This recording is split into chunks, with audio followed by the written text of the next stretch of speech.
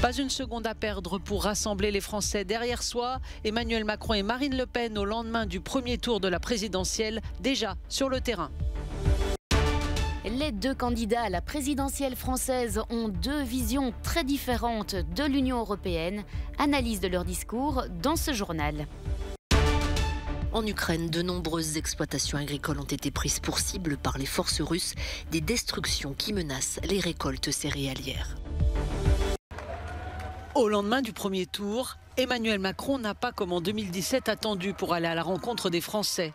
D'autant qu'il lui a été reproché pendant sa campagne son manque de déplacement en région.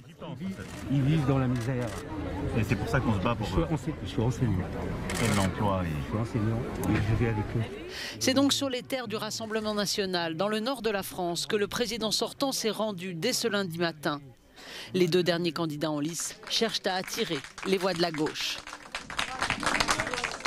Marine Le Pen, de son côté, s'est mise au travail avec son bureau.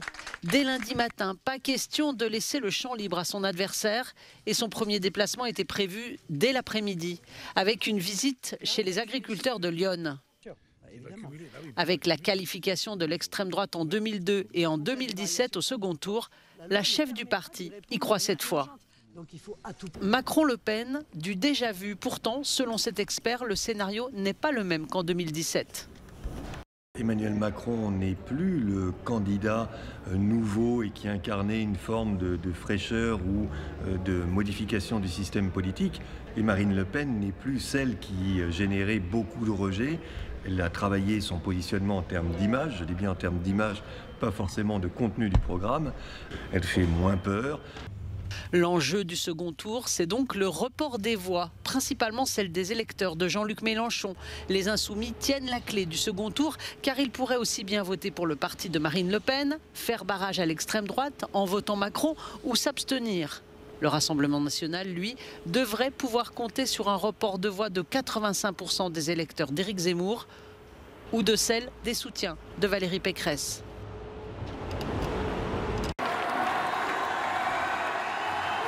L'élection présidentielle française entre dans une nouvelle étape.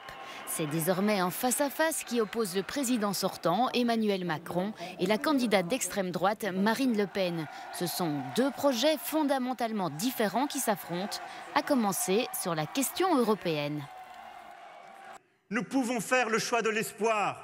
Le 24 avril, nous pouvons faire le choix de la France et de l'Europe ensemble. Emmanuel Macron défend toujours le projet européen, mais il n'affiche pas la même ferveur qu'il y a 5 ans, car il doit attirer les voix de la gauche radicale eurosceptique. Je pense qu'il doit tenir compte de la logique du deuxième tour, qui suppose un report de voix, notamment ceux de Jean-Luc Mélenchon. Donc l'euroscepticisme n'est pas uniquement à l'extrême droite, c'est quelque chose qui est également diffus à gauche. Et dans ses derniers discours, il a appelé pour un rassemblement de la social-démocratie aux néo-gaullistes. Donc pas exactement des Européens fédéralistes fervents. Si Marine Le Pen ne parle plus d'une sortie de l'euro, voire du projet européen, son programme reste profondément eurosceptique. Je restaurerai dans tous les domaines la souveraineté de la France, c'est-à-dire pour les Français la liberté de décider pour eux-mêmes et de défendre leurs intérêts. Ce programme du Rassemblement national s'oppose aux engagements européens de la France. Marine Le Pen remet en cause certaines obligations de la France et envisage par exemple de rétablir un contrôle aux frontières sur les marchandises, ce qui se ferait rétablir les frontières hexagonales au sein du marché unique, ce qui ne peut pas se passer, c'est contraire au traité. Sa politique migratoire, évidemment, serait aussi fortement en contradiction avec les engagements européens et le partenariat avec les autres États membres. Ce sont deux visions de la France qui s'opposent dans cette campagne, mais aussi deux visions de l'avenir du pays en Europe.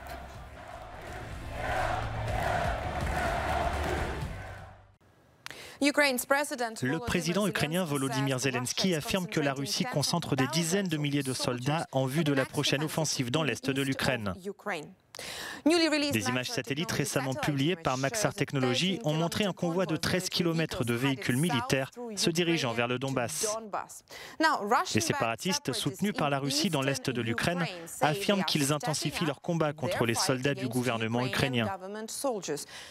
Les zones tenues par les rebelles dans cette partie du pays sont le théâtre d'affrontements depuis 2014. Et voici les endroits où d'intenses combats ont lieu actuellement.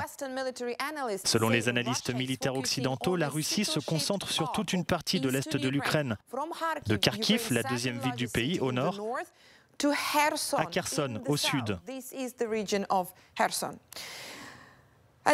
L'une des villes clés est Mariupol, où les forces russes poursuivent leur offensive pour prendre le contrôle de cette ville portuaire stratégique, au sud.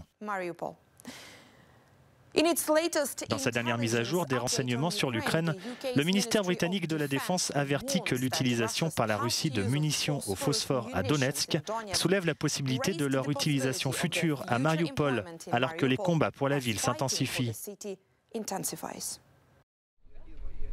Le village de Malarwan est tombé aux mains des forces russes pendant une vingtaine de jours.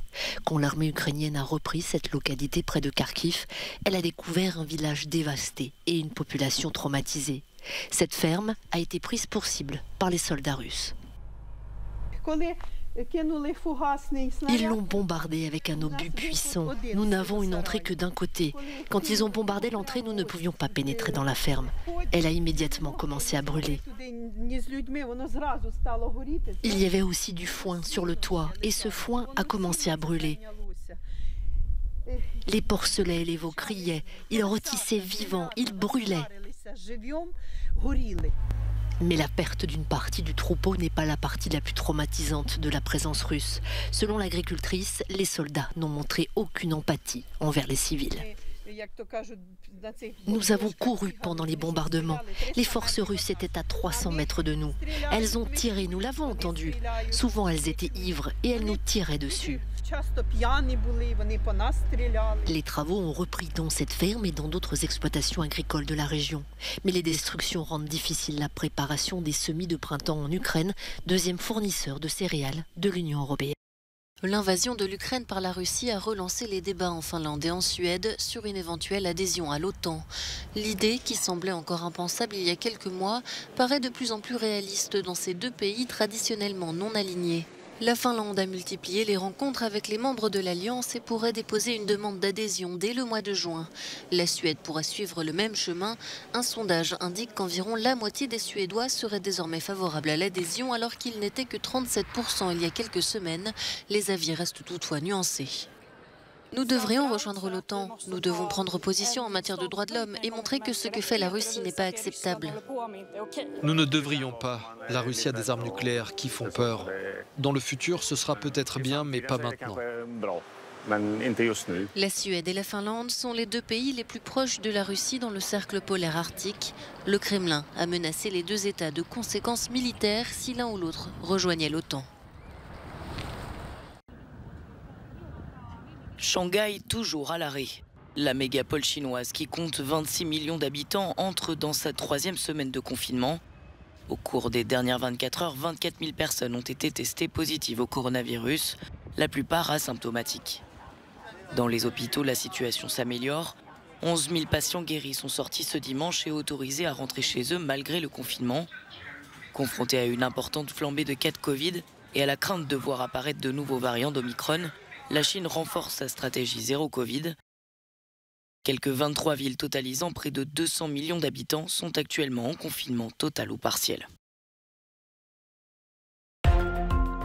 Finalement, l'homme le plus riche du monde, Elon Musk, renonce à siéger au conseil d'administration de Twitter. Le patron de Tesla et SpaceX a pris une participation de 9,2% dans le capital de Twitter, faisant de lui le premier actionnaire. Selon le Washington Post, plusieurs salariés du réseau social s'inquiétaient que les valeurs du milliardaire ne soient pas alignées avec la culture d'entreprise.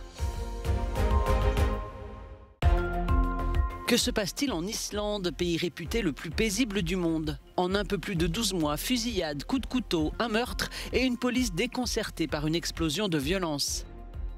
Des bandes criminelles liées au trafic de drogue troublent la tranquillité de l'île où seules 4 personnes ont été tuées en plus de 20 ans. Les autorités envisagent d'équiper les policiers non armés de tasers. La vie privée de Johnny Depp et son ex-femme Amber Heard va à nouveau être étalée pendant plusieurs semaines avec ce second procès qui s'ouvre près de Washington. Les deux comédiens se réclament mutuellement des dommages et intérêts pour diffamation après une déclaration de Amber Heard dans la presse en 2018 où elle se décrivait comme une victime de violences conjugales.